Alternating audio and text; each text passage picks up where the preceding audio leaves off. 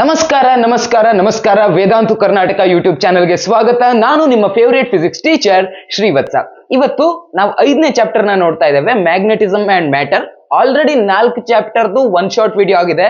One shot ಅಲ್ಲ, head shot video. ಹೇಳಿರೋದೆಲ್ಲ ಸೀದಾ ತಲೆಗೆ ಹೋಗೋ ರೀತಿಯಲ್ಲಿ ವಿಡಿಯೋ ಮಾಡಿದ್ದೇನೆ. 4 ಆಗಿದೆ. ನೀವು ಅದನ್ನ 4 ಬೇಕಾದ್ರೂ ಚೆಕ್ ಮಾಡಬಹುದು.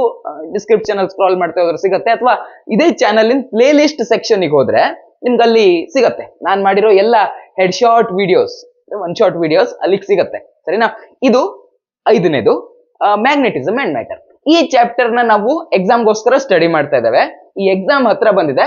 ಸೊ ಈ ಎಕ್ಸಾಮ್ ಅನ್ನ ಸರಿಯಾಗಿ ಟ್ಯಾಕಲ್ ಮಾಡೋಕೆ ಆಲ್ರೆಡಿ ಒಂದು ವಿಡಿಯೋ ಮಾಡಿದ್ದೆ, ಕಳ್ಳದಾರಿ ವಿಡಿಯೋ ಅಂತ. ಹೌದಾ? ಅದ್ರಲ್ಲಿ ಡಿಸ್ಕಸ್ ಮಾಡಿದ ಪ್ರಕಾರ, ಅಂದ್ರೆ ಬ್ಲೂ ಪ್ರಿಂಟ್ ಪ್ರಕಾರ ಏನ್ ಬರುತ್ತೆ ಈ ಚಾಪ್ಟರ್ ಅಲ್ಲಿ, ಬ್ಲೂ ಪ್ರಿಂಟ್ ಪ್ರಕಾರ ಬರೋದು 1 ಮಾರ್ಕಿಂದು 2 ಕ್ವಶನ್ ಬರುತ್ತೆ. ಹಾಗೆ 3 ಮಾರ್ಕಿಂದು 1 ಕ್ವಶನ್ ಬರುತ್ತೆ. ಐ ಥಿಂಕ್ ಈ 3 ಮಾರ್ಕಿನ ಕ್ವಶನ್ ಇದೆಯಲ್ವಾ, ನಾವ್ ಇದನ್ನ ಟಚ್ಚೇ ಮಾಡಲ್ಲ ಅಂತ ಹೇಳಿದ್ದೆ ಕಳೆದಾರಿ ವಿಡಿಯೋದಲ್ಲಿ. ನಾವ್ ಈ ಚಾಪ್ಟರ್ ನ ಮಾಡ್ತಾ ಇರೋದು ಯಾವ್ದಕ್ಕೋಸ್ಕರ? ಇದಕ್ಕೋಸ್ಕರ. 1 ಮಾರ್ಕಿಂದು 2 ಕ್ವಶನ್ ಬರುತ್ತಲ್ವಾ, ಇದಕ್ಕೋಸ್ಕರ. ಬಟ್ ಮಜಾ ಏನ್ ಕೇಳಿ ನೀವು, ಈ 1 ಮಾರ್ಕಿಂದಕ್ಕೋಸ್ಕರ ನಾವು ತಯಾರಿ ಮಾಡ್ತೇವಲ್ವಾ, MCQ fill in the blanks, ಅದಕ್ಕೋಸ್ಕರ ತಯಾರಿ ಮಾಡ್ತೇವಲ್ವಾ, ಅದು ತಯಾರಿ ಮಾಡ್ತಾ ಮಾಡ್ತಾ ಮಾಡ್ತಾ ಇದಕ್ಕೇನ್ ನಾಲೆಜ್ ಪಡಿತೀವೋ ಅದನ್ನ ಪಡಿತಾ ಇದು ಕೂಡ ಕವರ್ ಆಗಿ ಹೋಗ್ಬಿಡತ್ತೆ. ಇದು ಮಜಾ ಇರೋದಿಲ್ಲ. ಸರಿನಾ? ವಿದೌಟ್ ವೇಸ್ಟಿಂಗ್ ಎನಿ ಟೈಮ್ ಇವತ್ತಿನ ಕ್ಲಾಸ್ ಅನ್ನ ಶುರು ಮಾಡೋಣ. ಸ್ವಲ್ಪ ಹಿಂದಿನ ಕಾಲಕ್ಕೆ ಹೋಗೋಣ. ಸೈಂಟಿಸ್ಟ್ ಎಲ್ಲ ಇದ್ರ ಬಗ್ಗೆ, ಈ ಮ್ಯಾಗ್ನೆಟ್ಸ್ ಬಗ್ಗೆ ಅವರಿಗೆಲ್ಲ ಗೊತ್ತಾದಾಗ ತುಂಬಾ ಕುತೂಹಲ ಇತ್ತು. ಸರಿನಾ? ಅವ್ರು ಕೆಲವು ಅಬ್ಸರ್ವೇಷನ್ ಮಾಡಿದ್ರು. ಅಬ್ಸರ್ವೇಷನ್ ನಂಬರ್ 1, ನಮ್ಮ ಭೂಮಿ ಏನಿದೆಯೋ ಇದು ಮ್ಯಾಗ್ನೆಟ್ ತರ ಬಿಹೇವ್ ಮಾಡತ್ತೆ ಅಂತ. ಅಬ್ಸರ್ವೇಷನ್ ನಂಬರ್ 2, ಒಂದು ಬಾರ್ ಮ್ಯಾಗ್ನೆಟ್. ಬಾರ್ ಮ್ಯಾಗ್ನೆಟ್ ಗೊತ್ತಲ್ವಾ, ಇದೇ ರೀತಿ ಒಂದು ಇದೇ ತರ ಇರುತ್ತಲ್ವ ಬಾರ್ ಮ್ಯಾಗ್ನೆಟ್. ಆ ಬಾರ್ ಮ್ಯಾಗ್ನೆಟ್ ಅನ್ನ ಒಂದು ದಾರಕ್ಕೆ ಕಟ್ಕೊಂಡು ಫ್ರೀಯಾಗಿ ಸಸ್ಪೆಂಡ್ ಮಾಡಿದಾಗ, ಅಂದ್ರೆ ಫ್ರೀಯಾಗಿ ಬಿಟ್ಟಾಗ ಅದೇನಾಗತ್ತೆ, ಅದು ಆ ಮ್ಯಾಗ್ನೆಟ್ ಏನಿದೆಯೋ ಅದು ಎಲ್ಲೆಲ್ಲೆಲ್ಲ ಹೋಗಿ ನಿಂತ್ಕೊಳ್ಳಲ್ಲ. ಉತ್ತರ ಮತ್ತು ದಕ್ಷಿಣ, ನಾರ್ತ್ ಮತ್ತೆ ಸೌತ್ ಕಡೆಗೆನೆ ಅಲೈನ್ ಆಗಿ ಇರುತ್ತೆ ಆ ಮ್ಯಾಗ್ನೆಟ್. ಓಕೆನಾ? Bar magnet. ಸುಮ್ನೆ ಈಗ ಸಪೋಸ್ ನಿಮ್ ಕಡೆ ನಾರ್ತ್ ಇದೆ, ನನ್ನ ಕಡೆ ಸೌತ್ ಇದೆ ಅಂತ ಇಟ್ಕೊಳ್ಳಿ. ಇದು ನಮ್ದು ಮ್ಯಾಗ್ನೆಟ್ ಅಂತ ಇಟ್ಕೊಳ್ಳಿ. ನಾನೀಗ ದಾರ ಕಟ್ಬಿಟ್ಟೆ, ಹಿಂಗ್ ಸ್ವಲ್ಪ ತಿರ್ಗತ್ತೆ ಸ್ಟಾರ್ಟಿಂಗ್ ಅಲ್ಲಿ. ಆಮೇಲೆ ನಿಲ್ಬೇಕಾದ್ರೆ ಹೇಗ್ ನಿಲ್ಲತ್ತೆ ಅಂದ್ರೆ ಹೀಗೆ ನಿಲ್ಲತ್ತೆ. ಸರಿನಾ? ಇದವರ 2ನೇ ಅಬ್ಸರ್ವೇಷನ್. 3ನೇ ಅಬ್ಸರ್ವೇಷನ್ ಯಾವ್ದಪ್ಪ ಅಂತಂದ್ರೆ, ಮ್ಯಾಗ್ನೆಟ್ ಇದೆ ನಂದು, ಬಾರ್ ಮ್ಯಾಗ್ನೆಟ್ ಅಂತ ಅನ್ಕೊಳ್ಳಿ. ಅಲ್ಲಿ ನಾರ್ತ್ ಸೌತ್ 2 ಇರತ್ತಲ್ವಾ. ಸೊ ಇದು ಮ್ಯಾಗ್ನೆಟ್ ಇನ್ ನಾರ್ತ್, ಇದು ಮ್ಯಾಗ್ನೆಟ್ ಇನ್ ಸೌತ್. ಅದೇ ರೀತಿ ಇನ್ನೊಂದು ಮ್ಯಾಗ್ನೆಟ್ ತಗೋತೀನಿ ನಾನು, ಈ ರೀತಿಯಾಗಿ ಇನ್ನೊಂದು ತಗೊಂಡೆ. ಇದರಲ್ಲಿ ಇದು ನಾರ್ತ್, ಇದು ಸೌತ್. ಓಕೆನಾ? ಇದು ಒಂದು ಕೇಸು. ಇನ್ನೊಂದು ಕೇಸಲ್ಲಿ ಏನ್ ಮಾಡೋಣ ಅಂತಂದ್ರೆ, 2 ಮ್ಯಾಗ್ನೆಟ್ ತಗೊಳ್ಳೋಣ, ಈ ರೀತಿಯಾಗಿ ತಗೊಳ್ಳೋಣ. ಓಕೆನಾ? ಇನ್ನೊಂದು ಕೇಸಲ್ಲಿ ಏನ್ ಮಾಡೋಣ, ಇಲ್ಲೂ 2 ಮ್ಯಾಗ್ನೆಟ್ ತಗೊಳ್ಳೋಣ, ಈ ರೀತಿಯಾಗಿ ತಗೊಳ್ಳೋಣ. ಓಕೆನಾ? ಈಗ ಏನಾಗತ್ತೆ, ಈ ಕೇಸಲ್ಲಿ ಏನಾಗತ್ತೆ, ನಾರ್ತ್ ಪೋಲು ಸೌತ್ ಪೋಲು ಹತ್ರ ಬಂದಿದೆ. ಹೀಗಾಗಿ ಈ ಮ್ಯಾಗ್ನೆಟ್ಸ್ ಅಟ್ರಾಕ್ಟ್ ಆಗ್ತವೆ. ಈ ಮ್ಯಾಗ್ನೆಟ್ ಅನ್ನು ನಾನು ಹೇಗೆ ಇಟ್ಕೊಂಡಿದ್ದೀನಿ, 2 ನಾರ್ತ್ ಪೋಲ್ ಹತ್ತತ್ರ ಬರೋ ರೀತಿಯಲ್ಲಿ ಇಟ್ಕೊಂಡಿದ್ದೀನಿ. ಈ ಮ್ಯಾಗ್ನೆಟ್ ಏನಾಗುತ್ತೆ, ರಿಪಲ್ ಆಗತ್ತೆ ಈ ಮ್ಯಾಗ್ನೆಟ್ಸ್. ಬಟ್ ಈ ಮ್ಯಾಗ್ನೆಟ್ ಅಲ್ಲಿ ನೋಡಿ, 2 ಸೌತ್ ಪೋಲ್ ಹತ್ತತ್ರ ಬರೋ ರೀತಿಯಲ್ಲಿ ಇದೆ. ಸೊ ಇದು ಕೂಡ ಏನಾಗುತ್ತೆ, ರಿಪೆಲ್ ಆಗತ್ತೆ. ಓಕೆನಾ? ಬೇರೆ ಬೇರೆ ಪೋಲ್ಗಳನ್ನ ಹತ್ರ ತಗೊಬಂದ್ರೆ ಅದು ಅಟ್ರಾಕ್ಟ್ ಆಗತ್ತೆ. ಹಾಗೆ ಸೇಮ್ ಪೋಲ್ಗಳನ್ನ ಹತ್ರ ತರೋದಕ್ಕೆ ಟ್ರೈ ಮಾಡಿದ್ರೆ ಅದು ಹತ್ರ ಬರಲ್ಲ, ರಿಪೆಲ್ ಆಗತ್ತೆ. ನೆಕ್ಸ್ಟ್ ಪಾಯಿಂಟ್ ಏನ್ ಹೇಳುತ್ತಪ್ಪ ಅಂದ್ರೆ, we cannot isolate the north pole and south pole of the magnet. English ಅಲ್ಲಿ ಪಚ ಮಾಡಿದ್ರು, ಅದು ನಮ್ಗೆ ಗೊತ್ತಾಗುದಿಲ್ಲ, ನಾವು ಕನ್ನಡದಲ್ಲಿ ನೋಡುವ. ಸರಿನಾ? We cannot isolate the north pole and south pole. Charges ಮೇಲೆ ಏನಾಗಿತ್ತು, ಪಾಸಿಟಿವ್ ಚಾರ್ಜು, ನೆಗೆಟಿವ್ ಚಾರ್ಜು ನಾವು ಸಪರೇಟ್ ಆಗಿ ಇಟ್ಕೊಳ್ಬಹುದಿತ್ತು. ಡೈಪೋಲ್ ಅಂದ್ರೆ ಅವೆರಡನ್ನ ಸ್ವಲ್ಪ ಡಿಸ್ಟೆನ್ಸ್ ನಲ್ಲಿ ಇಟ್ರೆ ಅದು ಡೈಪೋಲ್ ತರ ಆಕ್ಟ್ ಆಗ್ತಾ ಇತ್ತು. ಬಟ್ ಇಲ್ಲಿ ಮ್ಯಾಗ್ನೆಟ್ ಕಥೆಲೇನು, ನಾರ್ತ್ ಪೋಲ್ ಮತ್ತೆ ಸೌತ್ ಪೋಲ್ ಅನ್ನ ನಾವು ಸಪರೇಟ್ ಮಾಡಕ್ ಆಗಲ್ಲ. ಯಾಕಾಗಲ್ಲ ಸರ್? ನಾನ್ ಮಾಡಿ ತೋರಿಸ್ತೇನೆ ಸರ್. ಒಂದು ಮ್ಯಾಗ್ನೆಟ್ ತಗೊಳ್ಳಿ ಸರ್, ಇದು ನಾರ್ತ್ ಪೋಲ್, ಇದು ಸೌತ್ ಪೋಲ್. ಇದನ್ನ ಸರಿ ಅರ್ಧ ಕಟ್ ಮಾಡ್ಬಿಡಿ ಸರ್, ಅವಾಗ ಒಂದು ನಾರ್ತ್ ಪೋಲ್ ಸಿಗುತ್ತೆ, ಇನ್ನೊಂದು ಸೌತ್ ಪೋಲ್ ಸಿಗುತ್ತೆ. ಆಬ್ವಿಯಸ್ಲಿ ಸರ್ ಅಂತ ಹೇಳ್ಬೋದು. ಇಲ್ಲ, ಆ ರೀತಿ ಆಗಲ್ಲ. ನೀವು ಆ ಮ್ಯಾಗ್ನೆಟ್ ತಗೊಂಡು ಕಟ್ ಮಾಡಿದ್ರಿ ಅಂತ ಇಟ್ಕೊಳ್ಳಿ. ಈ ಕಟ್ ಮಾಡಿದ್ರು ಕೂಡ ಈ ತುಂಡು ಸಿಗತ್ತಲ್ವಾ, ಆ ತುಂಡಲ್ಲಿ ಮತ್ತೆ north pole south pole create ಆಗುತ್ತೆ.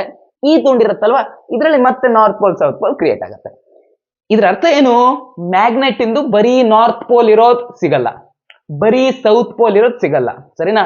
ಮ್ಯಾಗ್ನೆಟಿಕ್ ಮೋನೋಪೋಲ್ ಅಂದ್ರೆ ಯಾವುದೋ ಒಂದು ತುದಿ, ಮ್ಯಾಗ್ನೆಟಿಕ್ ಮೋನೋಪೋಲ್ ಡು ನಾಟ್ ಎಕ್ಸಿಸ್ಟ್.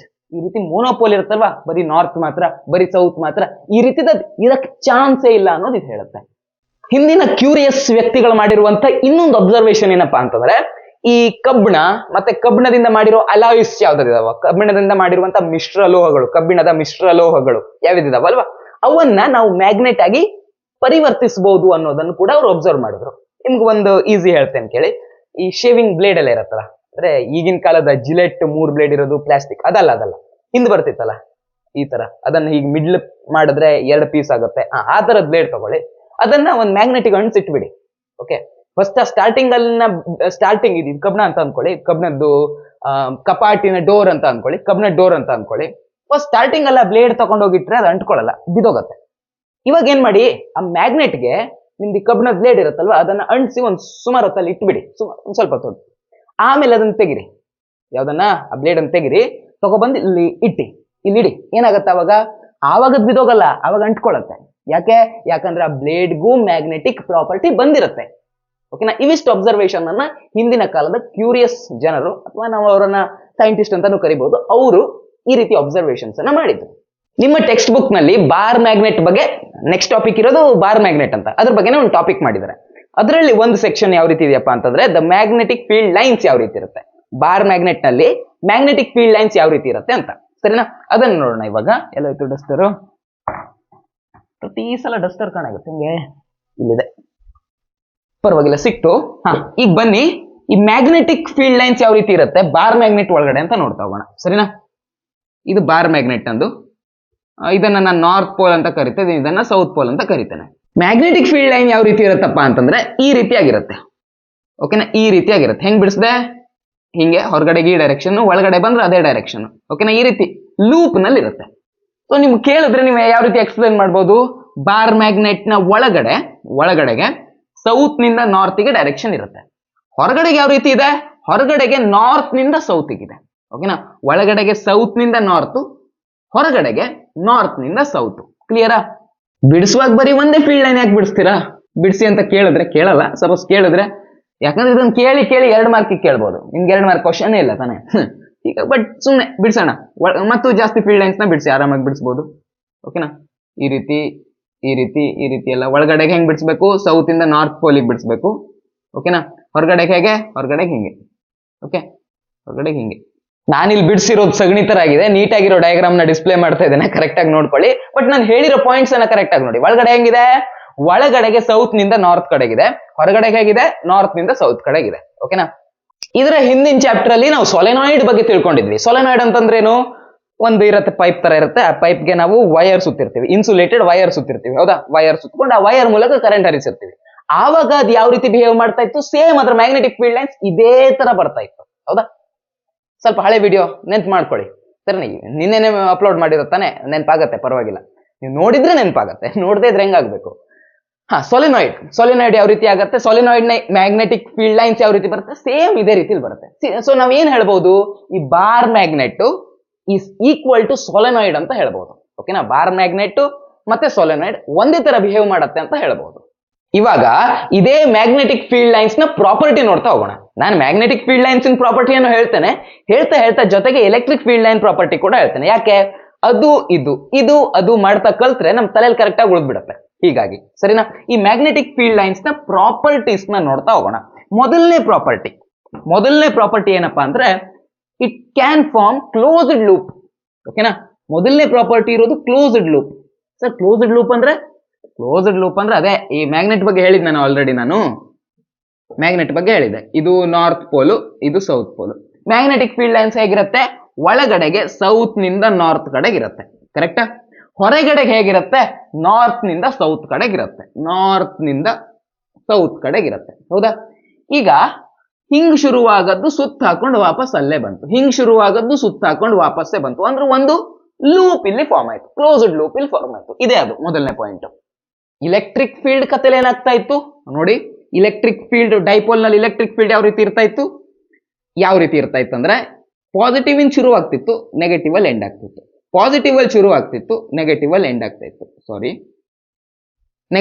ಆಗ್ತಾ ಇತ್ತು. ಪಾಸಿಟಿವ್ ಅಲ್ಲಿ ಶುರು ಆಗ್ತಾ ಇತ್ತು, ನೆಗೆಟಿವ್ ಅಲ್ಲಿ ಎಂಡ್ ಆಗ್ತಾ ಇತ್ತು. ಹೌದಾ, ಕ್ಲೋಸ್ಡ್ ಲೂಪ್ ಫಾರ್ಮ್ ಆಗ್ತಾ ಇದೆ ಇಲ್ಲಿ ಇಲ್ಲ. ಹಿಂಗ್ ಹೋಯ್ತು, ಹಿಂಗ್ ವಾಪಸ್ ಬಂದ್ರೆ ಕ್ಲೋಸ್ಡ್ ಲೂಪ್ ಆಗಿತ್ತು. ಬಟ್ ಹಿಂಗ್ ಹೋಯ್ತು ಮತ್ ವಾಪಸ್ ಹಿಂಗೋಯ್ತು, ಮತ್ ವಾಪಸ್ ಹಿಂಗೆ ಹೋಯ್ತು. ಸರಿನಾ, ಒಂದು ಕ್ಲೋಸ್ಡ್ ಲೂಪ್ ಆಗಿಲ್ಲ, ಚಕ್ಕರ್ ಹೊಡಿತಾ ಇಲ್ಲ ಇಲ್ಲಿ. ಬಟ್ ಇಲ್ಲಿ ನೋಡಿ ಚಕ್ಕರ್ ಹೊಡಿತಾ ಇದೆ. ಸರಿನಾ? ಮ್ಯಾಗ್ನೆಟಿಕ್ ಫೀಲ್ಡ್ ಲೈನ್ಸ್ ಏನನ್ನ ಫಾರ್ಮ್ ಮಾಡುತ್ತೆ? ಕ್ಲೋಸ್ಡ್ ಲೂಪ್ ಅನ್ನ ಫಾರ್ಮ್ ಮಾಡುತ್ತೆ. ಎರಡನೇ ಪಾಯಿಂಟ್ ದಟ್ ಸೇಮ್, ಅಲ್ಲಿ ಈ ಒಂದು ಪಾಯಿಂಟ್ ಮಾತ್ರ ಡಿಫ್ರೆಂಟ್, ಬಾಕಿ ಇದೆಲ್ಲ ಸೇಮ್ ಹೇಳ್ಬೋದು ನೀವು. ಈಗ ಈ ಪಾಯಿಂಟ್ ನಲ್ಲಿ ಇಲ್ಲಿ ಮ್ಯಾಗ್ನೆಟಿಕ್ ಫೀಲ್ಡ್ ಲೈನ್ಸ್ ಈ ತರ ಇದೆ ಅಂತ ಇಟ್ಕೊಳ್ಳಿ. ನನಗೆ ಈ ಪಾಯಿಂಟ್ ಅಲ್ಲಿ ಮ್ಯಾಗ್ನೆಟಿಕ್ ಫೀಲ್ಡ್ ಯಾವ ಡೈರೆಕ್ಷನ್ ಇದೆ ಅಂತ ನೋಡ್ಬೇಕು. ಅವಾಗ ನಾನು ಏನ್ ಮಾಡ್ತೀನಿ, ಸಿಂಪ್ಲಿ ಇಲ್ಲೊಂದು ಟ್ಯಾಂಜೆಂಟ್ ಹೇಳ್ಕೊಬಿಡ್ತೀನಿ. ಈ ಪಾಯಿಂಟ್ ಅಲ್ಲಿ ಈ ಡೈರೆಕ್ಷನ್ ಅಲ್ಲಿ ಮ್ಯಾಗ್ನೆಟಿಕ್ ಫೀಲ್ಡ್ ಇದೆ ಅಂತ ಹೇಳ್ತೀನಿ. ಹೌದಾ? ಇಲೆಕ್ಟ್ರಿಕ್ ಫೀಲ್ಡ್ ಸೇಮ್ ಅದೇ ತರ ಮಾಡ್ತಿದ್ವಿ. ಇಲ್ಲೊಂದು ಪಾಯಿಂಟ್ ಇದೆ, ನಂಗೆ ಇಲ್ಲಿ ಇಲೆಕ್ಟ್ರಿಕ್ ಫೀಲ್ಡ್ ಬೇಕು ಅಂತಂದ್ರೆ ಆ ಪಾಯಿಂಟ್ ಅಲ್ಲಿ ನಾನೊಂದು ಟ್ಯಾಂಜೆಂಟ್ ಅನ್ನ ಹೇಳ್ಕೊತೇನೆ. ಹಾಗೆ ಇಲೆಕ್ಟ್ರಿಕ್ ಫೀಲ್ಡ್ ಈ ಡೈರೆಕ್ಷನ್ ಇದೆ, ಈ ಪಾಯಿಂಟ್ ಅಲ್ಲಿ ಈ ಡೈರೆಕ್ಷನ್ ಇದೆ ಅಂತ ಹೇಳ್ಕೊತೇನೆ. ಇಲ್ಲೂ ಹಂಗೆ tangent at a point gives, ನಾನು ಬರಿತಾ ಕೂರಲ್ಲ, tangent at a point gives the direction of magnetic field at that point. ಮೂರನೇದು ಏನಂದ್ರೆ, ಇವಾಗ ಇದು ಮ್ಯಾಗ್ನೆಟಿಕ್ ಫೀಲ್ಡ್ ಲೈನ್ಸ್, ಸಪೋಸ್ ಈ ರೀತಿ ಇದೆ ಅಂತ ಇಟ್ಕೊಳ್ಳಿ ಮ್ಯಾಗ್ನೆಟಿಕ್ ಫೀಲ್ಡ್ ಲೈನ್ಸ್. ಓಕೆನಾ? ಈ ರೀತಿ ಇದೆ ಮ್ಯಾಗ್ನೆಟಿಕ್ ಫೀಲ್ಡ್ ಲೈನ್ಸ್.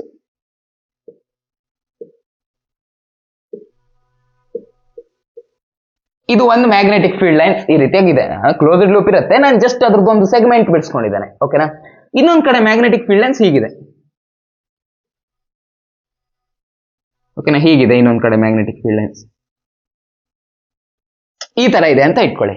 ಈಗ ಎರಡು ಮ್ಯಾಗ್ನೆಟಿಕ್ ಫೀಲ್ಡ್ ಲೈನ್ಸ್ ಅನ್ನ ನೋಡಿದ್ರೆ ಯಾವ ಕಡೆಗೆ ಮ್ಯಾಗ್ನೆಟಿಕ್ ಫೀಲ್ಡ್ ಲೈನ್ಸ್ ಜಾಸ್ತಿ ಇದೆ, ಎಲ್ಲಿ ಮ್ಯಾಗ್ನೆಟಿಕ್ ಫೀಲ್ಡ್ ನ ಆ ಇಂಟೆನ್ಸಿಟಿ ಎಲ್ಲಿ ಜಾಸ್ತಿ ಇದೆ ಅನ್ನೋದನ್ನ ಹೇಗೆ ಹೇಳ್ತೀರಾ? ಇಲ್ಲಿ ಜಾಸ್ತಿ ಇದೆ ಮ್ಯಾಗ್ನೆಟಿಕ್ ಫೀಲ್ಡ್, ಇಲ್ಲಿ ಕಡಿಮೆ ಇದೆ ಅನ್ನೋದನ್ನ ಹೇಳ್ತೀರಾ. ಯಾಕೆ? ಇಲ್ಲಿ ಹೆಚ್ಚು ಒತ್ತೊತ್ತಾಗಿದೆ, ಹೆಚ್ಚು ಡೆನ್ಸ್ಡ್ ಆಗಿದೆ, ಹೆಚ್ಚು ಕ್ಲೋಸ್ಡ್ ಅಂದ್ರೆ ಹತ್ರ ಇದೆ, ಇಲ್ಲಿ ದೂರ ಇದೆ. ಇಲೆಕ್ಟ್ರಿಕ್ ಫೀಲ್ಡ್ ಕಥೆಲ್ಲೂ ಅದೇ ಆಗಿತ್ತಲ್ವಾ? ಇಲೆಕ್ಟ್ರಿಕ್ ಫೀಲ್ಡ್ ಲೈನ್ಸ್ ಹತ್ರ ಇದ್ರೆ ಇಲೆಕ್ಟ್ರಿಕ್ ಫೀಲ್ಡ್ ಇಂಟೆನ್ಸಿಟಿ ಜಾಸ್ತಿ ಅಂತ ಅರ್ಥ. ಇಲೆಕ್ಟ್ರಿಕ್ ಫೀಲ್ಡ್ ಲೈನ್ಸ್ ದೂರ ಇದ್ರೆ ಇಲೆಕ್ಟ್ರಿಕ್ ಫೀಲ್ಡ್ ಇಂಟೆನ್ಸಿಟಿ ಕಡಿಮೆ ಅಂತ ಅರ್ಥ. ಇಲ್ಲೂ ಹಂಗೆ ಮ್ಯಾಗ್ನೆಟಿಕ್ ಫೀಲ್ಡ್ ಲೈನ್ಸ್ ಹತ್ರ ಇದ್ರೆ ಮ್ಯಾಗ್ನೆಟಿಕ್ ಫೀಲ್ಡ್ ನ ಇಂಟೆನ್ಸಿಟಿ ಏನಿದೆಯೋ, ಆ ಮ್ಯಾಗ್ನೆಟಿಕ್ ಫೀಲ್ಡ್ ಏನಿದೆಯೋ ಅಲ್ಲಿ ಜಾಸ್ತಿ ಇದೆ ಅಂತ ಅರ್ಥ. ಈ ತರ ಇದ್ರೆ ಕಮ್ಮಿ ಇದೆ ಅಂತ ಅರ್ಥ. ಅವ್ರು ಕೇಳೋದು 3 ಮಾರ್ಕಿಗೆ ಇಷ್ಟು ಸಾಕು. 4ನೇ ದಿನೊಂದು ಹೇಳಿರ್ತೀನಿ ಎಕ್ಸ್ಟ್ರಾಕ್ಕೆ, ಸರಿನಾ? ಮ್ಯಾಗ್ನೆಟಿಕ್ ಫೀಲ್ಡ್ ಲೈನ್ಸ್ ಅನ್ನು ನೋಡಿ, ಹಿಂಗ್ ಶುರುವಾಗೋದು ತನ್ನ ಪಾಡಿಗೆ ತಾನು ಹೋಗುತ್ತೆ, ಲೂಪ್ ಕ್ರಿಯೇಟ್ ಮಾಡುತ್ತೆ. ಹಿಂಗ್ ಶುರುವಾಗುತ್ತೆ, ತನ್ನ ಪಾಡಿಗೆ ತಾನು ಹೋಗುತ್ತೆ, ಲೂಪ್ ಕ್ರಿಯೇಟ್ ಮಾಡುತ್ತೆ. ಹೌದಾ? ಈ ರೀತಿಯಾಗಿ ಆಗತ್ತೆ. ಇದು ಏನಾದ್ರೂ ಈ ರೀತಿಯಾಗಿ ಈ ಮ್ಯಾಗ್ನೆಟಿಕ್ ಫೀಲ್ಡ್ ಲೈನ್ ಈ ರೀತಿ ಬಂತು, ಇವು ನನ್ನ ಕ್ರಾಸ್ ಮಾಡ್ಕೊಂಡು ಹೋಗ್ಬೇಕು ಅಂತ ಈ ರೀತಿಯಾಗಿ ಇಂಟರ್ಸೆಕ್ಟ್ ಮಾಡುತ್ತಾ? ಅದು ಒಂದು ಮ್ಯಾಗ್ನೆಟಿಕ್ ಫೀಲ್ಡ್ ಲೈನ್ಸ್ ಇನ್ನೊಂದು ಮ್ಯಾಗ್ನೆಟಿಕ್ ಫೀಲ್ಡ್ ಲೈನ್ ಅನ್ನ ಇಂಟರ್ಸೆಕ್ಟ್ ಮಾಡುತ್ತಾ? ಇಲ್ಲ, ಮಾಡಲ್ಲ.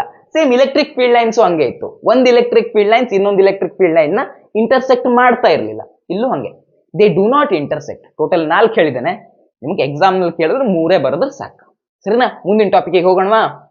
ನಿಮ್ಮ ಮುಂದಿನ ಟಾಪಿಕ್ ಇರೋದು the dipole in a uniform magnetic field. ಯಾವ್ದು ಡೈಪೋಲು? ಇಲೆಕ್ಟ್ರಿಕ್ ಡೈಪೋಲ್ ಅಲ್ಲ, ಇಲ್ಲಿ ಮಾತಾಡ್ತಿರೋದು ಮ್ಯಾಗ್ನೆಟಿಕ್ ಡೈಪೋಲ್ ಬಗ್ಗೆ. ಯಾಕಂದ್ರೆ ಮ್ಯಾಗ್ನೆಟಿಕ್ ಡೈಪೋಲ್ ಅಂದ್ರೆ ಗೊತ್ತಾಯ್ತಲ್ವಾ? ನಾರ್ತ್ ಪೋಲು, ಸೌತ್ ಪೋಲ್, 2 ಪೋಲ್ ಇದೆ, ಹೀಗಾಗಿ it's also called dipole. Electric dipole ಅಂದ್ರೆ ಪಾಸಿಟಿವ್ ನೆಗೆಟಿವ್ ಇದ್ರೆ ಒಂದು ಸಿಸ್ಟಮ್ ಅನ್ನ ಫಾರ್ಮ್ ಮಾಡಿದ್ರೆ ಹತ್ರ ಇದ್ರೆ ಇದಕ್ಕೆ ನಾವೇನಂತ ಕರಿತೀವಿ? ಇದಕ್ಕೆ ಇಲೆಕ್ಟ್ರಿಕ್ ಡೈಪೋಲ್ ಅಂತೀವಿ. ಇಲ್ಲಿ ಮ್ಯಾಗ್ನೆಟಿಕ್ ಪೋಲ್ಸ್ ಇದಾವೆ, ಹೀಗಾಗಿ ಇದು ಮ್ಯಾಗ್ನೆಟಿಕ್ ಡೈಪೋಲ್.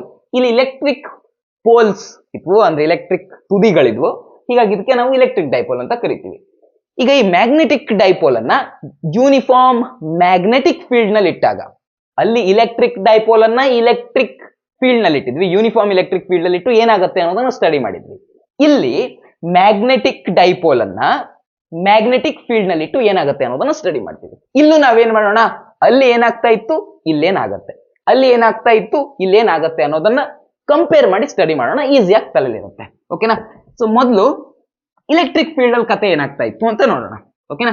ಇಲೆಕ್ಟ್ರಿಕ್ ಫೀಲ್ಡ್ ನಲ್ಲಿ ಈ ಕಡೆ ಇಲೆಕ್ಟ್ರಿಕ್ ಫೀಲ್ಡ್ ಬಗ್ಗೆ ಬರ್ಕೋತೇನೆ, ಇಲೆಕ್ಟ್ರಿಕ್ ಅಂದ್ರೆ ಇಲೆಕ್ಟ್ರಿಕ್ ಡೈಪೋಲ್ ಬಗ್ಗೆ ಇಲ್ಲಿ ಬರ್ಕೋತೇನೆ. ಇಲ್ಲಿ ಯೂನಿಫಾರ್ಮ್ ಮ್ಯಾಗ್ನೆಟಿಕ್ ಇದೆ, ಸೊ ಇಲ್ಲಿ ಮ್ಯಾಗ್ನೆಟಿಕ್ ಡೈಪೋಲ್ ಬಗ್ಗೆ ಇಲ್ಲಿ ಬರ್ಕೋತೇನೆ. ಓಕೆನಾ? ಇಲೆಕ್ಟ್ರಿಕ್ ಫೀಲ್ಡ್ ನಲ್ಲಿ, ಯೂನಿಫಾರ್ಮ್ ಎಲೆಕ್ಟ್ರಿಕ್ ಫೀಲ್ಡ್ ನಲ್ಲಿ ಒಂದು ಎಲೆಕ್ಟ್ರಿಕ್ ಡೈಪೋಲ್ ಅನ್ನ ಇಟ್ಟಾಗ ಅದು ಟಾರ್ಕ್ ಅನ್ನ ಎಕ್ಸ್ಪೀರಿಯನ್ಸ್ ಮಾಡ್ತಾ ಇತ್ತು. ಹೌದಾ? ಏನಾಗ್ತಿತ್ತು, ಅದು ಇಟ್ರೆ ಅದು ತಿರುಗ್ತಾ ಇತ್ತು, ಕರೆಕ್ಟಾ? ಆ ಡೈಪೋಲ್ ಟಾರ್ಕ್ ಅನ್ನ ಎಕ್ಸ್ಪೀರಿಯನ್ಸ್ ಮಾಡ್ತಾ ಇತ್ತು. ಇಲ್ಲಿ ಕೂಡ ಹಾಗೆ, ಇಲ್ಲಿ ಕೂಡ ಏನಾಗುತ್ತೆ, ಅದು ಟಾರ್ಕ್ ಅನ್ನ ಎಕ್ಸ್ಪೀರಿಯನ್ಸ್ ಮಾಡುತ್ತೆ. ಇಲ್ಲಿ ಇದು ಎಕ್ಸ್ಪೀರಿಯನ್ಸ್ ಮಾಡುವಂತ ಟಾರ್ಕ್ಗೆ ಯಾವ ರೀತಿ ಎಕ್ಸ್ಪ್ರೆಷನ್ ಬರ್ತಾ ಇತ್ತು? ಇಲ್ಲಿ ಅದು ಎಕ್ಸ್ಪೀರಿಯನ್ಸ್ ಇಲೆಕ್ಟ್ರಿಕ್ ಫೀಲ್ಡ್ ನಲ್ಲಿ ಇಲೆಕ್ಟ್ರಿಕ್ ಡೈಪೋಲ್ ಎಕ್ಸ್ಪೀರಿಯನ್ಸ್ ಮಾಡುವಂತ ಟಾರ್ಕ್ಗೆ ಎಕ್ಸ್ಪ್ರೆಷನ್ ನಮ್ದು ಪಿ ಕ್ರಾಸ್ ಇ ಅಂತ ಬರ್ತಾ ಇತ್ತು, ಕರೆಕ್ಟಾ? ಪಿ ಕ್ರಾಸ್ ಇ ಅಂತ ಬರ್ತಾ ಇತ್ತು. ಇಲ್ಲಿ ಏನ್ ಬರುತ್ತೆ, ಇಲ್ಲಿ ಏನ್ ಎಕ್ಸ್ಪ್ರೆಷನ್ ಬರುತ್ತಪ್ಪ ಅಂತಂದ್ರೆ ಟಾರ್ಕ್ಗೆ, ಇಲ್ಲಿ ಏನಿತ್ತಪ್ಪ, ಇಲೆಕ್ಟ್ರಿಕ್ ಇತ್ತು, ಎಲೆಕ್ಟ್ರಿಕ್ ಫೀಲ್ಡ್, ಎಲೆಕ್ಟ್ರಿಕ್ ಚಾರ್ಜಸ್ ಎಲ್ಲ ಎಲೆಕ್ಟ್ರಿಕ್ ಇತ್ತು. ಹೀಗಾಗಿ ನಾವು ಎಲೆಕ್ಟ್ರಿಕ್ ಡೈಪೋಲ್ ಮೊಮೆಂಟ್ ಅನ್ನು ತಗೊಂಡಿದ್ವಿ. ಇಲ್ಲಿ ಏನ್ ತಗೋಬೇಕಾಯ್ತು, ಇಲ್ಲಿ ನಾವು ಮ್ಯಾಗ್ನೆಟಿಕ್ ಡೈಪೋಲ್ ಮೊಮೆಂಟ್ ತಗೋಬೇಕಾಯ್ತು. ಸರಿನಾ? ಎಲೆಕ್ಟ್ರಿಕ್ ಡೈಪೋಲ್ ಮೊಮೆಂಟ್ ಇರೋ ಜಾಗದಲ್ಲಿ ಮ್ಯಾಗ್ನೆಟಿಕ್ ಡೈಪೋಲ್ ಮೊಮೆಂಟ್ ಬರುತ್ತೆ, ಮ್ಯಾಗ್ನೆಟಿಕ್ ಡೈಪೋಲ್ ಮೊಮೆಂಟ್ ಬರುತ್ತೆ. ಎಲೆಕ್ಟ್ರಿಕ್ ಫೀಲ್ಡ್ ಇರೋ ಜಾಗದಲ್ಲಿ ಮ್ಯಾಗ್ನೆಟಿಕ್ ಫೀಲ್ಡ್ ಬರುತ್ತೆ. ಅಷ್ಟೇ, ಸಿಂಪಲ್. ಇಲ್ಲೂ ಟಾರ್ಕ್ ಎಕ್ಸ್ಪೀರಿಯನ್ಸ್ ಮಾಡತ್ತೆ, ಇಲ್ಲೂ ಟಾರ್ಕ್ ಎಕ್ಸ್ಪೀರಿಯನ್ಸ್ ಮಾಡತ್ತೆ. ಇಲ್ಲಿ ಎಲೆಕ್ಟ್ರಿಕ್ ಏನಿರ್ತಾ ಇತ್ತು, ಡೈಪೋಲ್ ಇರ್ತಾ ಇತ್ತು, ಎಲೆಕ್ಟ್ರಿಕ್ ಡೈಪೋಲ್ ಇರ್ತಾ ಇತ್ತು, ಇಲ್ಲಿ ಮ್ಯಾಗ್ನೆಟಿಕ್ ಡೈಪೋಲ್ ಇದೆ. ಹೌದಾ? ಪ್ರಶ್ನೆನೇ ಅದು. ಇಲ್ಲಿ ಎಲೆಕ್ಟ್ರಿಕ್ ಡೈಪೋಲ್ ಮೊಮೆಂಟ್ ನಾವು ಕನ್ಸಿಡರ್ ಮಾಡ್ಬೇಕಿತ್ತು, ಯಾಕಂದ್ರೆ ಎಲ್ಲ ಎಲೆಕ್ಟ್ರಿಕ್ ಇದೆ. ಮತ್ತೆ ಎಲೆಕ್ಟ್ರಿಕ್ ಫೀಲ್ಡ್ ಅನ್ನ ಇಲ್ಲಿ ಕನ್ಸಿಡರ್ ಮಾಡ್ಬೇಕಿತ್ತು. ಇಲ್ಲಿ ಮ್ಯಾಗ್ನೆಟಿಕ್ ಫೀಲ್ಡ್ ಇದೆ, ಎಲ್ಲ ಮ್ಯಾಗ್ನೆಟ್ ಇದೆ. ಹೀಗಾಗಿ ಇಲ್ಲಿ ಮ್ಯಾಗ್ನೆಟಿಕ್ ಫೀಲ್ಡ್ ಮತ್ತೆ ಮ್ಯಾಗ್ನೆಟಿಕ್ ಡೈಪೋಲ್ ಮೊಮೆಂಟ್ ಅನ್ನ ಕನ್ಸಿಡರ್ ಮಾಡಬೇಕು. That's all. ಅದೇ ರೀತಿ ಪೊಟೆನ್ಶಿಯಲ್ ಎನರ್ಜಿ ಏನ್ ಬರ್ತಾ ಇತ್ತು, ಎಲೆಕ್ಟ್ರಿಕ್ ಫೀಲ್ಡ್ ಅಲ್ಲಿ ಎಲೆಕ್ಟ್ರಿಕ್ ಡೈಪೋಲ್ ಅನ್ನ ಇಟ್ಟಾಗ ಪೊಟೆನ್ಶಿಯಲ್ ಎನರ್ಜಿ ಏನ್ ಬರ್ತಾ ಇತ್ತು, ಮೈನಸ್ ಪಿ ಡಾಟ್ ಇ ಅಂತ ಬರ್ತಾ ಇತ್ತು. ಕರೆಕ್ಟಾ? ನೆನ್ಪಾಯ್ತಾ? ಅದೇ ರೀತಿ ಇಲ್ಲಿ ಏನು ಬರ್ಬೇಕಾಯ್ತು, ಇಲ್ಲಿ ಏನ್ ಬರ್ಬೇಕಾಯ್ತು ಅಂದ್ರೆ ಸೇಮ್ ಯು ಜಾಗದಲ್ಲಿ ಯು, ಮೈನಸ್ ಜಾಗದಲ್ಲಿ ಮೈನಸ್. ಇಲ್ಲಿ ಎಲೆಕ್ಟ್ರಿಕ್ ಡೈಪೋಲ್ ಮೊಮೆಂಟ್ ಬರ್ತಾ ಇತ್ತು, ಇಲ್ಲಿಗೆ ಮ್ಯಾಗ್ನೆಟಿಕ್ ಡೈಪೋಲ್ ಮೊಮೆಂಟ್ ಬರಬೇಕು. ಸರಿನಾ? ಡಾಟ್ ಇಲ್ಲಿ ಎಲೆಕ್ಟ್ರಿಕ್ ಫೀಲ್ಡ್ ಬರ್ತಾ ಇತ್ತು, ಇಲ್ಲಿಗೆ ಏನ್ ಬರಬೇಕು, ಮ್ಯಾಗ್ನೆಟಿಕ್ ಫೀಲ್ಡ್ ಬರಬೇಕು. That's all. ಇದೆ. ಈಗ ಅವ್ರು ಪ್ರಶ್ನೆ ಕೇಳಬೇಕಾದ್ರೆ ನಿಮ್ದು MCQ ಅದ್ರಲ್ಲೆಲ್ಲ ಪ್ರಶ್ನೆ ಕೇಳಬೇಕಾದ್ರೆ ಅವ್ರು ಯಾವ ರೀತಿ ಕೇಳಬಹುದು, ಈ ರೀತಿ ಡೈರೆಕ್ಟ್ ಕೇಳಲ್ಲ. ಅವರು ಡೈರೆಕ್ಟ್ ಫಾರ್ಮುಲೆ ಆ ರೀತಿ ಕೇಳಲ್ಲ, ಸ್ವಲ್ಪ ತಲೆ ಓಡಿಸ್ತಾರೆ. ಯಾಕಂದ್ರೆ ನೀವು ತಲೆ ಓಡಿಸ್ಲಿ ಅಂತ ಕೇಳ್ತಾರೆ. ಟಾರ್ಕ್ ಯಾವಾಗ ಮ್ಯಾಕ್ಸಿಮಮ್ ಇರುತ್ತೆ ಅಂತ ಕೇಳ್ಬಿಡ್ತಾರೆ. ಯಾವಾಗ ಟಾರ್ಕ್, ಈಗ ಎಂ ಅನ್ನೋದು ಮ್ಯಾಗ್ನೆಟಿಕ್ ಮೊಮೆಂಟ್ ಇದೆ, ಆ ಮ್ಯಾಗ್ನೆಟಿಕ್ ಡೈಪೋಲ್ದು.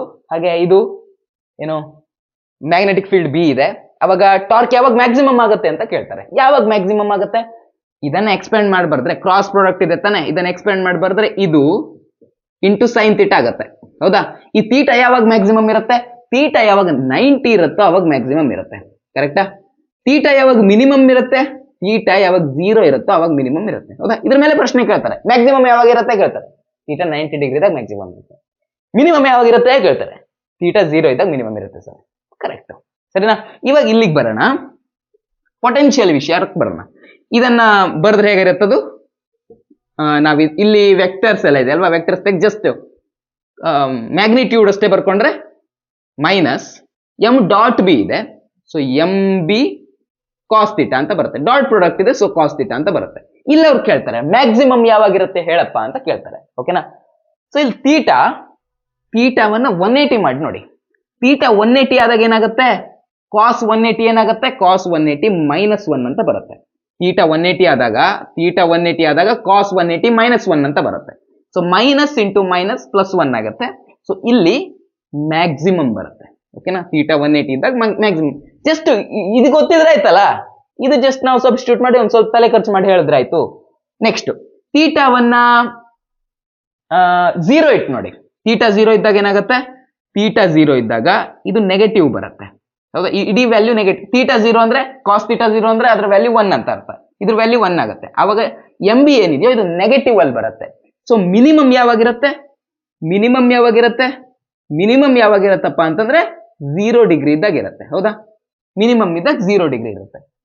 ಈ ಎನರ್ಜಿ ಏನಿದೆ ಇದು ಯಾವಾಗ 0 ಬರುತ್ತೆ ಅಂತ ಕೇಳ್ತಾರೆ. ಈ ಎನರ್ಜಿ 0 ಬರ್ಬೇಕಂದ್ರೆ ನಾವೇನ್ ಮಾಡ್ಬೇಕಾಯ್ತು, ಹೆಂಗಾದ್ರೂ ಮಾಡಿ ಕಾಸ್ ಥೀಟಾವನ್ನ 0 ಮಾಡ್ಕೋಬೇಕಾಯ್ತು. ಕರೆಕ್ಟಾ? ಕಾಸ್ ಥೀಟಾ 0 ಆಗ್ಬೇಕಂದ್ರೆ ಥೀಟಾ ಎಷ್ಟಿರ್ಬೇಕು, ಥೀಟಾ ಆಬ್ವಿಯಸ್ಲಿ 90 ಇರಬೇಕು. ಕಾಸ್ 90 0. ಹೌದಾ? ಇದು 0 ಆದ್ರೆ ಇಡೀ ವ್ಯಾಲ್ಯೂ 0 ಆಗುತ್ತೆ. ಸೊ 0 ಯಾವಾಗಿರುತ್ತೆ, ಯಾವಾಗ ಇದು ಥೀಟಾ ಆಂಗಲ್ ಯಾವತ್ತು 90 ಡಿಗ್ರಿ ಇರುತ್ತೋ ಆವಾಗ 0 ಇರುತ್ತೆ ಪೊಟೆನ್ಶಿಯಲ್ ಎನರ್ಜಿ. ಸರಿನಾ? ಇಷ್ಟೇ. ಕ್ಲಿಯರಾ? ನೆಕ್ಸ್ಟ್ ಟಾಪಿಕ್ ಹೋಗೋಣವಾ? ನಿಮ್ಮ ಟೆಕ್ಸ್ಟ್ ಬುಕ್ ನಲ್ಲಿರುವಂತಹ ನೆಕ್ಸ್ಟ್ ಟಾಪಿಕ್ ಗಾಸ್ ಲಾ. ಅಲ್ಲೊಂದು ಗಾಸ್ ಲಾ ಬಂದಿತ್ತು ಫಸ್ಟ್ ಚಾಪ್ಟರ್ ಅಲ್ಲಿ, ಅದು ಎಲೆಕ್ಟ್ರೋಸ್ಟಾಟಿಕ್ ಬಗ್ಗೆ ಇತ್ತು. ಅದೇನ್ ಹೇಳ್ತಾ ಇತ್ತು ಅಂದ್ರೆ, ಎಲೆಕ್ಟ್ರಿಕ್ ಫ್ಲಕ್ಸ್ ಒಂದು ಕ್ಲೋಸ್ಡ್ ಸರ್ಫೇಸ್ ನ ಒಳಗಡೆಗೆ ಏನೋ ಒಂದು ಚಾರ್ಜ್ ಇದೆ ಅಂತ ಇಟ್ಕೊಳ್ಳಿ. ಆವಾಗ ಎಲೆಕ್ಟ್ರಿಕ್ ಫ್ಲಕ್ಸ್ ಏನ್ ಬರ್ತಾ ಇತ್ತು, 1/ε0 times of charge enclosed by the surface ಅಂತ ಬರ್ತಾ ಇತ್ತು. ಹೌದಾ? 1/ε0 ಇಂಟು ಕ್ಯೂ ಅಂತ ಬರ್ತಾ ಇತ್ತು. ಇದೇನು ಎಲೆಕ್ಟ್ರಿಕ್ ಫ್ಲಕ್ಸ್ ಅಂದ್ರೆ ಇ ಡಾಟ್ ಡಿ ಎಸ್. ಹೌದಾ? ಇ ಡಾಟ್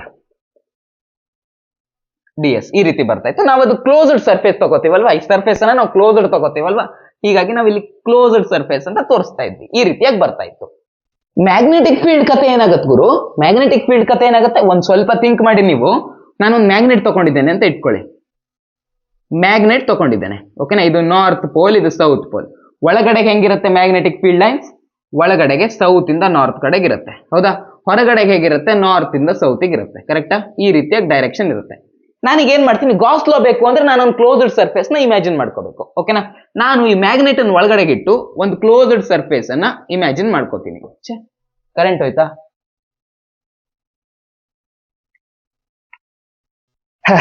ನಮ್ಮ ಮನೆಗೆ ಬಂದ್ರೆ ಹಂಗೆ 1000 ಸತಿ ಕರೆಂಟ್ ಹೋಗ್ತದೆ. ನಾ ಎಲ್ಲಿದ್ದೆ? ಒಂದು ಗಾಸಿಯನ್ ಸರ್ಫೇಸ್ ಅನ್ನ ಇಮ್ಯಾಜಿನ್ ಮಾಡ್ಕೊಂಡಿದ್ದೆ, ಹೌದಾ? ಒಂದು ಕ್ಲೋಸ್ಡ್ ಸರ್ಫೇಸ್ ಬೇಕಲ್ವಾ ಗಾಸ್ ಲಾ ಹಾಕ್ಲಿಕ್ಕೆ. ಸೊ ಇದು ಮ್ಯಾಗ್ನೆಟ್ ಇಲ್ಲಿತ್ತು, ಒಂದು ಕ್ಲೋಸ್ಡ್ ಸರ್ಫೇಸ್ ಅನ್ನ ಇಮ್ಯಾಜಿನ್ ಮಾಡ್ಕೊಂಡೆ. ಈಗ ಏನಾಗತ್ತೆ ನೋಡಿ, ಇಲ್ಲಿ ಮ್ಯಾಗ್ನೆಟಿಕ್ ಫೀಲ್ಡ್ ಲೈನ್ ಹೊರಗಡೆ ಹೋಗುತ್ತೆ, ಸರ್ಫೇಸ್ ಇಂದ ಹೊರಗಡೆ ಹೋಗುತ್ತೆ. ಅದೇ ಫೀಲ್ಡ್ ಲೈನ್ ಸರ್ಫೇಸ್ ಒಳಗಡೆನೂ ಬರುತ್ತೆ. ಯಾವ್ದು ಹೊರಗೋಯ್ತೋ ಅದು ವಾಪಸ್ ಒಳಗಡೆನೂ ಬಂತು. ನಾನು ಹಿಂಗ್ 10 ರೂಪಾಯಿ ಕೊಟ್ಟೆ, ನೀ ನಂಗೆ ವಾಪಸ್ 10 ರೂಪಾಯಿ ಕೊಟ್ಟೆ. ನಮ್ ಟ್ರಾನ್ಸಾಕ್ಷನ್ ಏನಾಯ್ತು? 0 ಆದಂಗಾಯ್ತು. ನೆಟ್ ಟ್ರಾನ್ಸಾಕ್ಷನ್ 0 ಆದಂಗಾಯ್ತು, ಹೌದಾ? ಯಾವ ಫೀಲ್ಡ್ ಲೈನ್ ಹೊರಗಡೆ ಹೋಯ್ತೋ ಅದೇ ಫೀಲ್ಡ್ ಲೈನ್ ಒಳಗ್ ಕೂಡ ಬಂತು. ಅಂದ್ರೆ ಇಲ್ಲಿ ನೆಟ್ ಇಲೆಕ್ಟ್ರಿಕ್ ಫ್ಲಕ್ಸ್ ಏನಾಗುತ್ತೆ? ನೆಟ್ ಮ್ಯಾಗ್ನೆಟ್ ತಾನೇ ಇಟ್ಟಿರೋದು. ಸೊ ನೆಟ್ ಮ್ಯಾಗ್ನೆಟಿಕ್ ಫ್ಲಕ್ಸ್ ಏನಾಗುತ್ತೆ?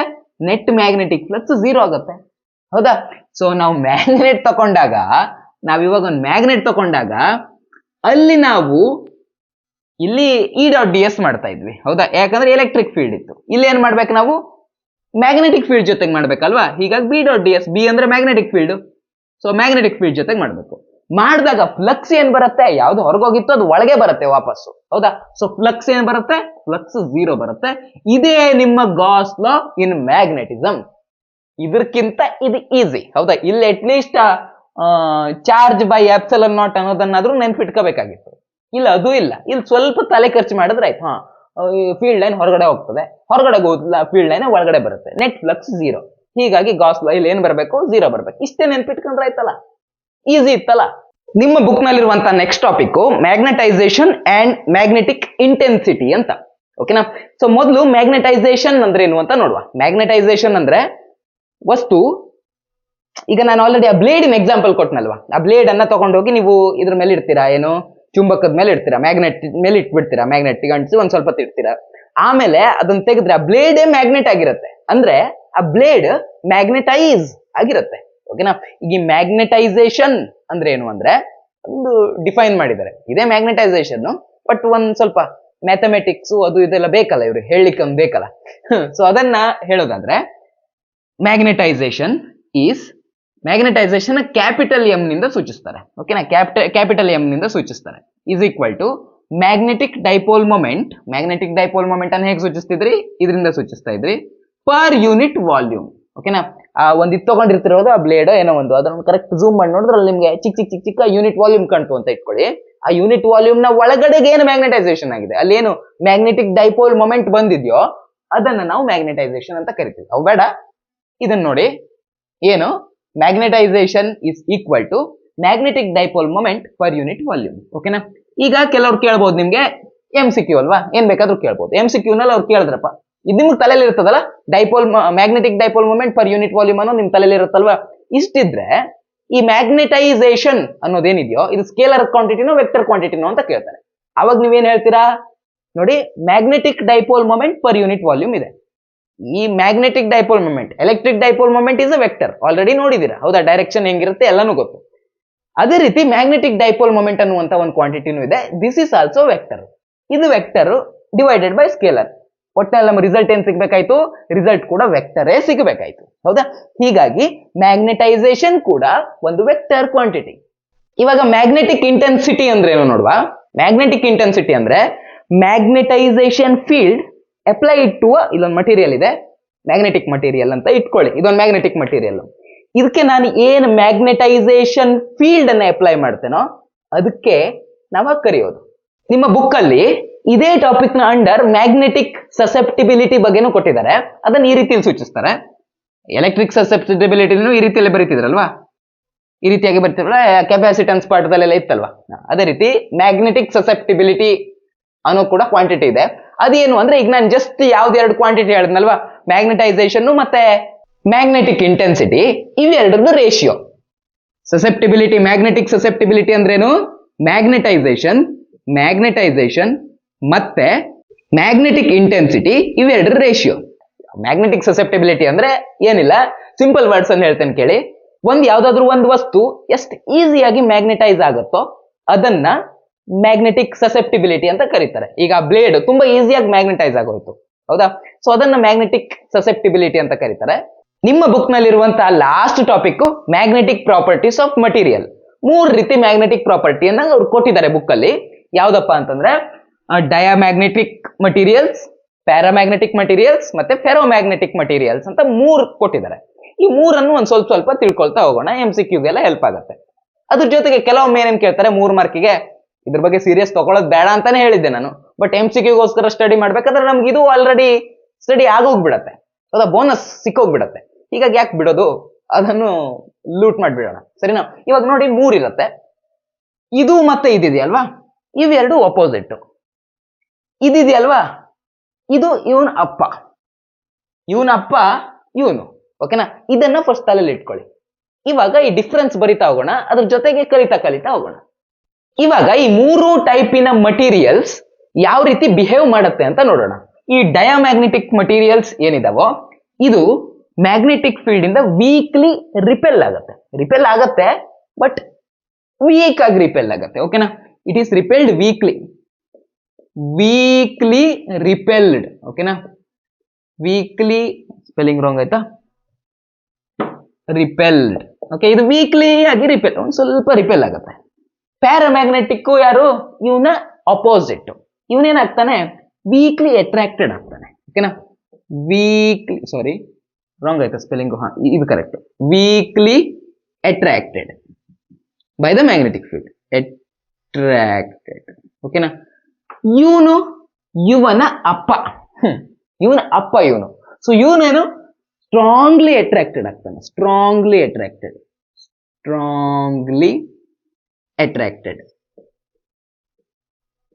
ಇದಕ್ಕೆ ಯಾರ ಎಕ್ಸಾಂಪಲ್? ಇದಕ್ಕೆ ಕಬ್ಬಿಣ ಎಕ್ಸಾಂಪಲ್, ಹೌದಾ? ಮ್ಯಾಗ್ನೆಟ್ ಹತ್ರ ತಂದು ಕೂಡ ಚಟ್ ಅಂತ ಬಂದು ಅಂದ್ಕೊಂಡ್ಬಿಡತ್ತೆ. ಇದಕ್ಕೆ ಎಕ್ಸಾಂಪಲ್ ಅಲ್ಯೂಮಿನಿಯಂ, ಇದಕ್ಕೆ ಎಕ್ಸಾಂಪಲ್ ಕಾಪರ್.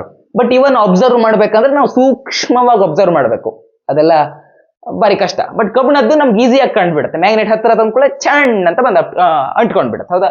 ಸೊ ಇದು ಯಾಕಂದ್ರೆ ಸ್ಟ್ರಾಂಗ್ಲಿ ಅಟ್ರಾಕ್ಟೆಡ್. ಇದರಲ್ಲಿ ಅಲ್ಯೂಮಿನಿಯಂ ತಗೊಳ್ಳಿ, ಅದು ಅಟ್ರಾಕ್ಟ್ ಆಗತ್ತೆ, ವೀಕ್ಲಿ ಅಟ್ರಾಕ್ಟ್ ಆಗತ್ತೆ, ಸ್ವಲ್ಪ ಅಟ್ರಾಕ್ಟ್ ಆಗತ್ತೆ. ಬಟ್ ಇದು ನಾವು ಅಬ್ಸರ್ವ್ ಮಾಡೋದು ಕಷ್ಟ. ಹೀಗಾಗಿ ಪಟ್ ಅಂತ ಬಂದು ಅಂದ್ಕೊಂಡ್ರೆ ನಾವು ಇದೇ ಕ್ಯಾಟಗರಿಗೆ ಸೇರಿಸ್ಬಿಡ್ತಾ ಇದ್ವಿ, ವೀಕ್ಲಿ ಅಟ್ರಾಕ್ಟೆಡ್. ಸೊ ಅಲ್ಯೂಮಿನಿಯಂ ಇದಕ್ಕೆ ಬರುತ್ತೆ.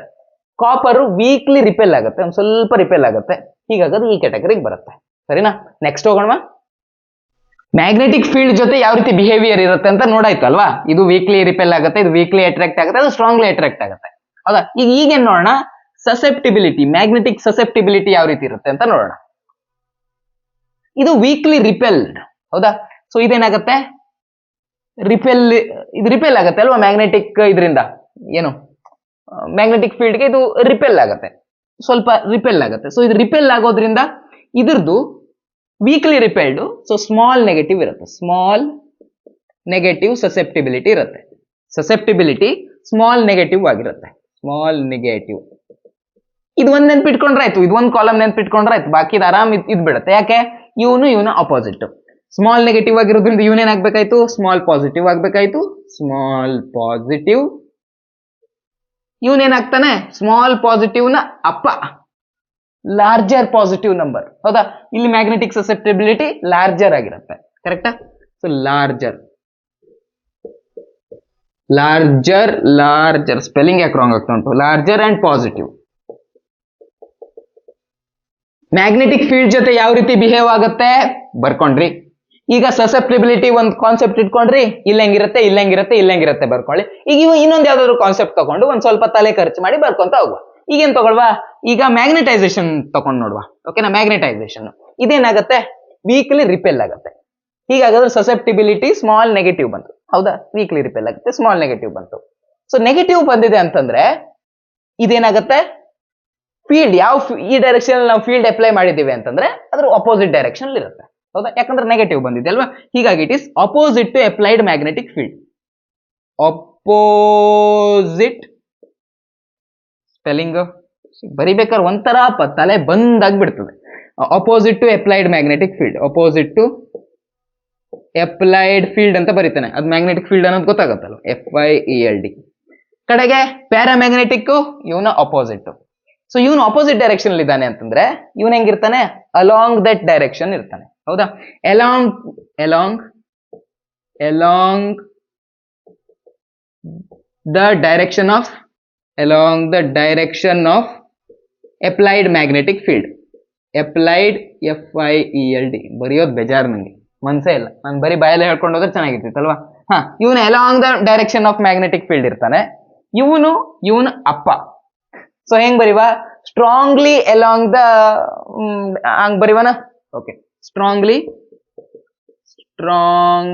ಇವನು ಅಲಾಂಗ್ ದ ಡೈರೆಕ್ಷನ್ ಇರ್ತಾನೆ, ಬಟ್ ಇವನ ಅಪ್ಪ ಅಲ್ಲ, ಅವನು ಸ್ವಲ್ಪ ಜಾಸ್ತಿ ಇರಬೇಕು. ಸೊ ಸ್ವಲ್ಪ ಜಾಸ್ತಿ ಇವ್ರಿಗೆ ಬಿಲ್ಡಪ್ ಕೊಟ್ಟು ಬರೀಬೇಕು. Strongly along the direction of magnetic field. ಅದು ಬರ್ಬಿಡಿ, ಮತ್ತೆ ಬರೆಯೋದಿಲ್ಲ ನಾನು, ಬೇಜಾರು ಬಂತಂಗೆ ಬರ್ದು. ಮುಗಿತಾ? ಮುಗೀತು.